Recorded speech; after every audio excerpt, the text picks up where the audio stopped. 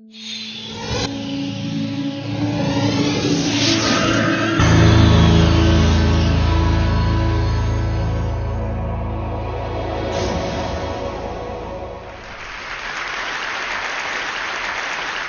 think I was supposed to talk about my new book, which is called Blink, and it's about snap judgments and first impressions.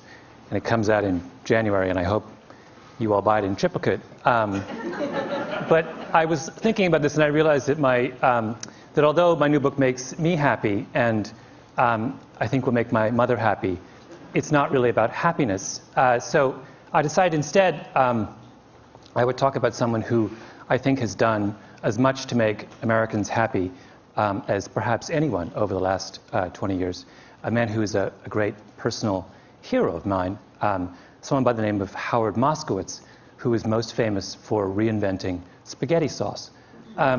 Howard's about this high, and he's round, and he's in his 60s, and he has big, huge glasses and thinning gray hair, and he has a kind of wonderful exuberance and vitality, and he has a parrot, and he loves the opera, and he's a great aficionado of medieval history. And he, by profession, he's a psychophysicist. Now, I should tell you that I have no idea what psychophysics is, although at some point in my life, I dated a girl for 2 years who was getting her doctorate in psychophysics. We should tell you something about that relationship. But Howard, as far as I know, psychophysics is about measuring things. And Howard is very interested in measuring things. And he graduated with his doctorate from Harvard, and he set up a little consulting shop in White Plains, New York. And one of his first clients was, this is many years ago, back in the early 70s, one of his first clients was Pepsi. And Pepsi came to Howard and they said, you know, there's this new thing called aspartame, and we would like to make Diet Pepsi. And we'd like you to figure out how much aspartame we should put in each can of Diet Pepsi in order to have the perfect drink. Right? Now that sounds like an incredibly straightforward question to answer. And that's what Howard thought. Because Pepsi told him, look, we're working with a band between 8 and 12%. Anything below 8% sweetness is not sweet enough. Anything above 12% sweetness is too sweet. We want to know what's the sweet spot between 8 and 12.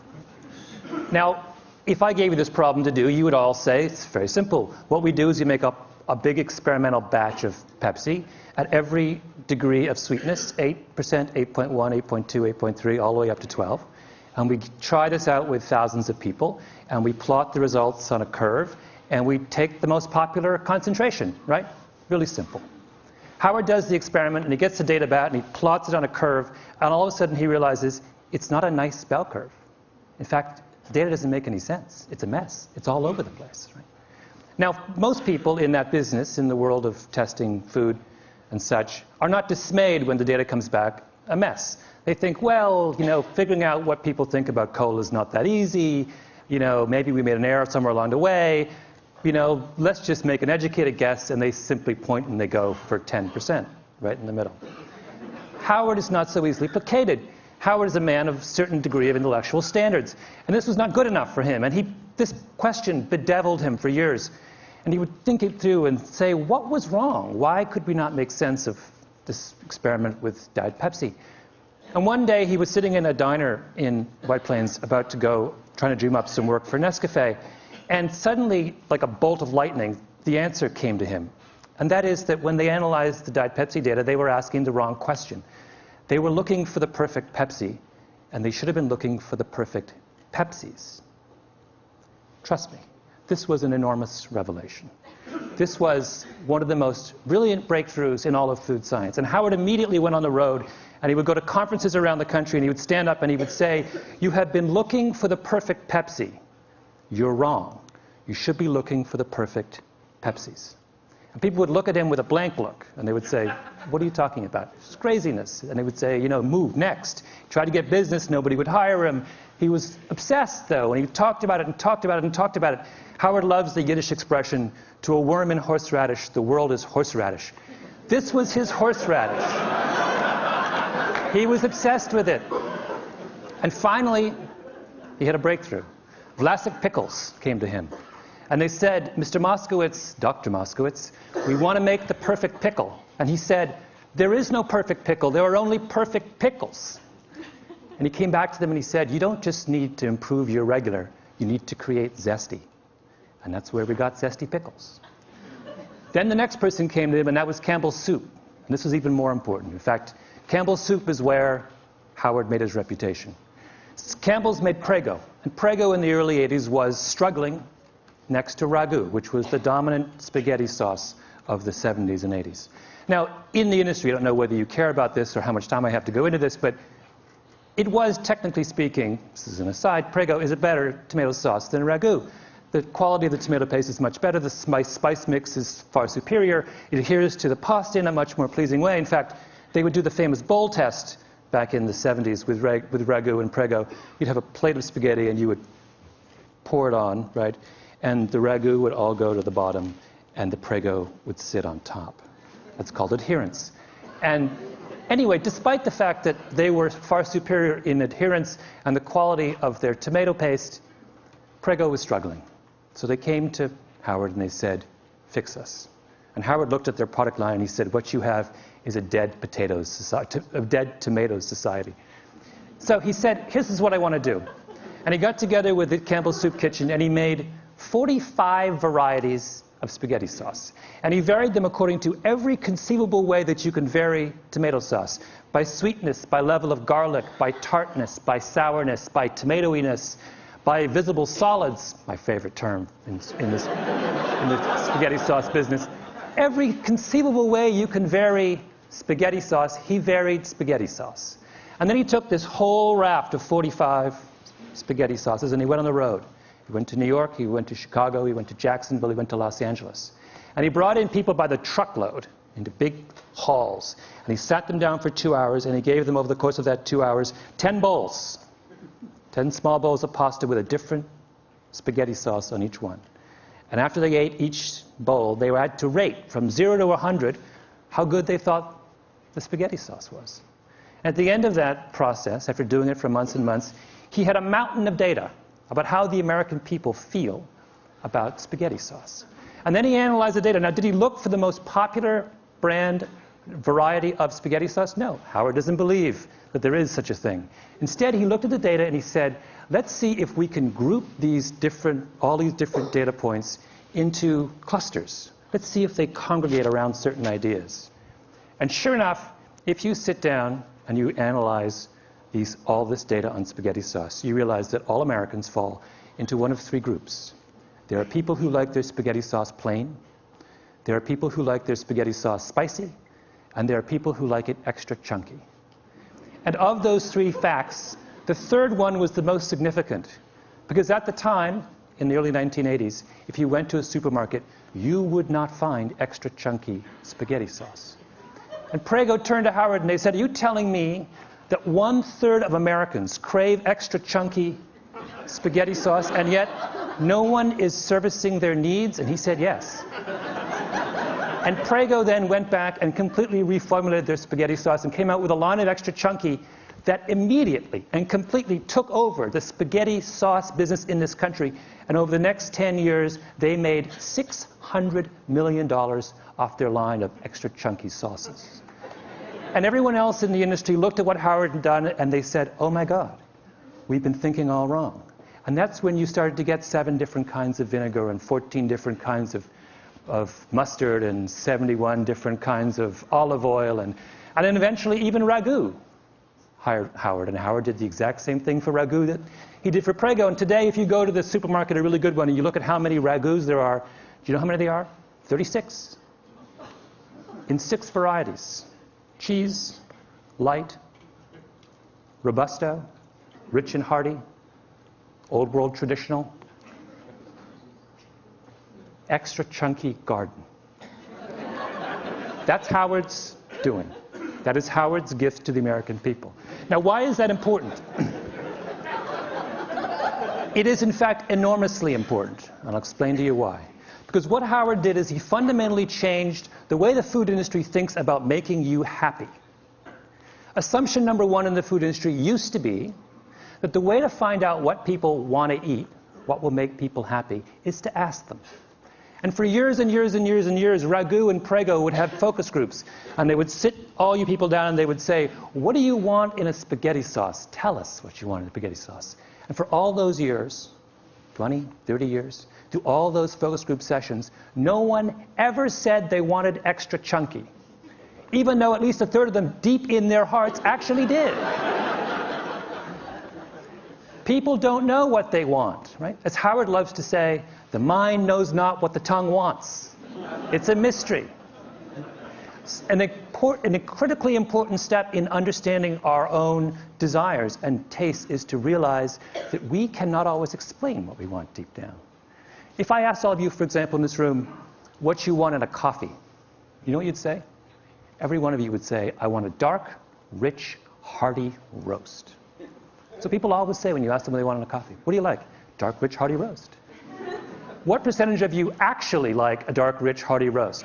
According to Howard, somewhere between 25 and 27% of you. Most of you like milky, weak coffee. But you will never, ever say to someone who asks you what you want that I want a milky, weak coffee. So that's number one thing that Howard did. Number two thing that Howard did is he made us realize, it's another very critical point, he made us realize in the importance of what he likes to call horizontal segmentation. Why is this critical? It's critical because this is the way the food industry thought before Howard, right? What were they obsessed with in the early 80s? They were obsessed with mustard. In particular, they were obsessed with the story of Grey Poupon, right? Used to be, there were two mustards, French's and Golden's. What were they? Yellow mustard. What's in yellow mustard? Yellow mustard seeds, turmeric and paprika. That was mustard. Grey Poupon came along with a Dijon, right? Much more volatile brown mustard seed, some white wine, a nose hit, much more delicate aromatics. And what did they do? They put it in a little tiny glass jar with a wonderful enameled label on it. Made it look French, even though it's made in Oxnard, California. And instead of charging $1.50 for the 8-ounce can, the 8-ounce bottle, the way that French's and Golden's did, they decided to charge $4. And then they had those ads, right, with the guy in the Rolls Royce, and he's eating the Grey Poupon, the other Rolls Royce pulls up and he says, do you have any Grey Poupon? And the whole thing, after they did that, Grey Poupon takes off, takes over the mustard business. And everyone's take-home lesson from that was that the way to get to make people happy, right, is to give them something that is more expensive, something to aspire to, right? Is to make them turn their back on what they like, think they like now, and reach out for something higher up the mustard hierarchy. A better mustard, a more expensive mustard, a mustard of more sophistication and culture and meaning. And Howard looked at that and said, that's wrong. Mustard does not exist on a hierarchy. Mustard exists, just like tomato sauce, on a horizontal plane. There is no good mustard or bad mustard. There is no perfect mustard or imperfect mustard. There are only different kinds of mustards that suit different kinds of people. He fundamentally democratized the way we think about taste. And for that as well, we owe Howard Moskowitz a huge vote of thanks. Third thing that Howard did, and perhaps the most important, is Howard confronted the notion of the Platonic dish. What do I mean by that? For the longest time in the food industry, there was a sense that there was one way, a perfect way, to make a dish. You go to Chez Panisse, they give you the red tail sashimi with roasted pumpkin seeds in a something reduction. They don't give you 5 options on the reduction, right? They don't say, do you want the extra chunky reduction or do you want the... No, you just get the reduction. Why? Because the chef at Chez Panisse has a Platonic notion about red tail sashimi. This is the way it ought to be. And when that, and she serves it that way time and time again, and if you quarrel with her, she will say, you know what? You're wrong. This is the best way it ought to be in this restaurant. Now that same idea fueled the commercial food industry as well. They had a Platonic notion of what tomato sauce was. And where did that come from? It came from Italy. Italian tomato sauce is what? It's blended, it's thin. The culture of tomato sauce was thin. When we talked about authentic tomato sauce in the 1970s, we talked about Italian tomato sauce. We talked about the earliest ragus, which had no visible solids, right? Which were thin, you just put a little bit over and it sunk down to the bottom of the pasta. That's what it was. And why were we attached to that? Because we thought that what it took to make people happy was to provide them with the most culturally authentic tomato sauce, A, B. And B, we thought that if we gave them the culturally authentic tomato sauce, then they would embrace it. And that's what would please the maximum number of people.